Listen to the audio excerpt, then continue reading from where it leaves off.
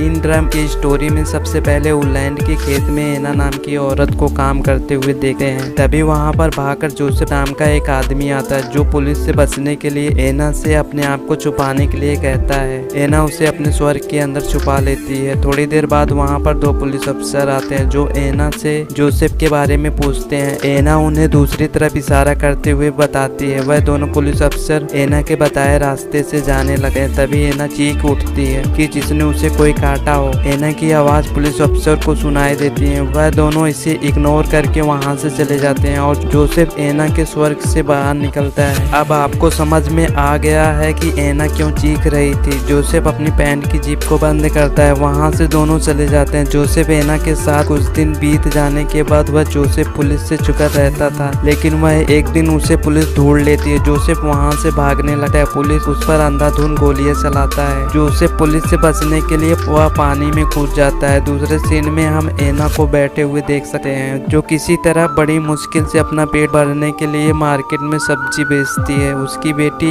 Agnes अपने cousin John से प्यार करती है। इसकी शादी एक जर्मन से होती है। कुछ दिन बाद उसे एक बच्चा होता है जिसका नाम ऑस्कर होता है। ऑस्कर 3 साल का हो जाता है जिससे उसकी माँ उसके बर्थडे पार्टी पर एक ड्रम गिफ्ट करती है जो ऑस्कर बहुत ज्यादा खुश होता है।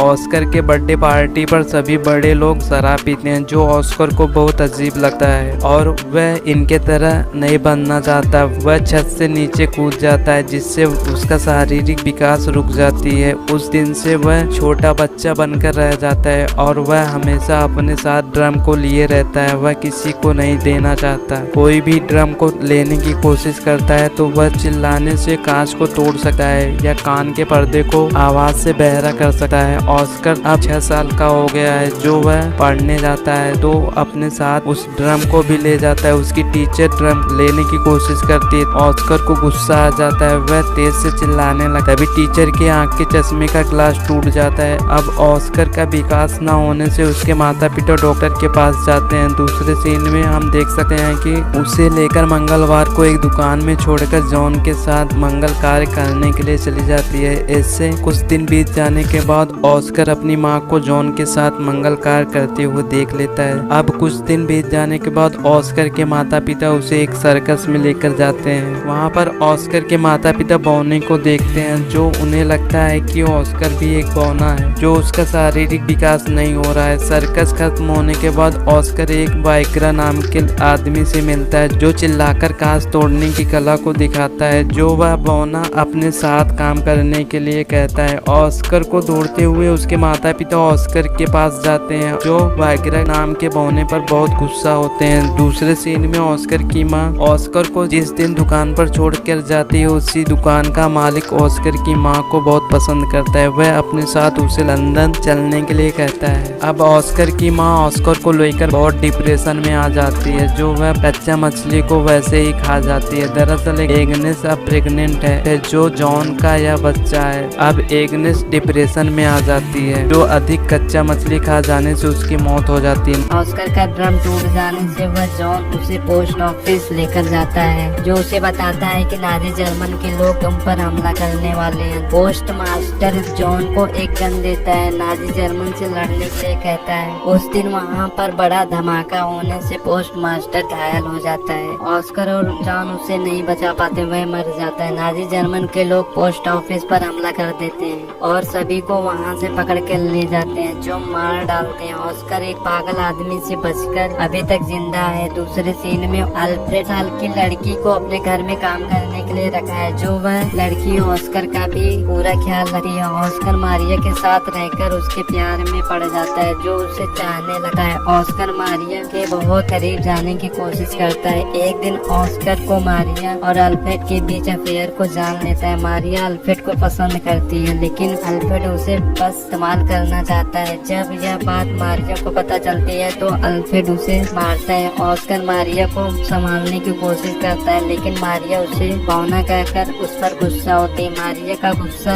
शांत होने पर वह ऑस्कर के पास जाती है और उससे माफी मांगती है लेकिन ऑस्कर उसे मारकर वहाँ से चला जाता है। कुछ दिन बीत जाने के बाद मारिया अल्फ्रेड के बच्चे को जन्म देती है जो घर के लोग बहुत खुश होते हैं लेकिन ऑस्कर बिल्कुल भी खुश नहीं होता। दूसरे सीन में ऑस्कर की पड़ोसन लीना अपने पत्नी पर बात से खुश नहीं थी। वह नाजी जर्मन के बच्चे से इंटीमेट होती है, लेकिन एक दिन नाजी जर्मन के लोग उसे देख लेते हैं। उसे सजा के तौर पर उसे जान से मार डालते हैं। दूसरे सीन में वाइग्रा नाजी जर्मन के लोगों के लिए काम करता है और वह ऑस्कर को भी अपने साथ चलने के लिए कहता है। ऑस्कर भी लंदन जाकर नाजी जर्मन लोगों के लिए काम करता है। इसी दौरान ऑस्कर को एक रोज नाम की लड़की से प्यार हो जाता है, जो उसके साथ कुछ दिन रहता है। अमेरिकन सोल्जर नाजी जर्मन लोगों पर हमला करता है, जो रोज इस हमले में मारी जाती है। ऑस्कर बहुत ही टूट जाता है और वह अपने प्यार को खो देता है। ऑस्कर अब अपने घर वापस आ जाता है, जहाँ मारिया का बच्चा अब 3 साल का हो गया है। ऑस्कर उसे एक ड्रम गिफ्ट करता है। मारिया ऑस्कर को लेकर खुश नहीं होती, लेकिन अल्फ्रेड बहुत खुश होता है।